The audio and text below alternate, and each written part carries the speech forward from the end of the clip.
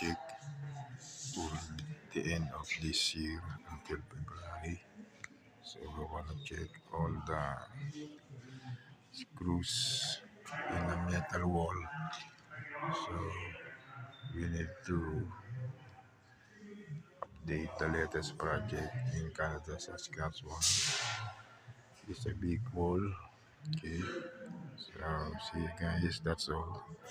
I shared to you a metal wall project for this year from November to February. Become busy.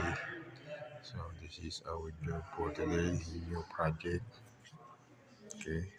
2x4 big goals. Okay. So see you guys. That's all. Hopefully you like this video content and updated. Okay. Good.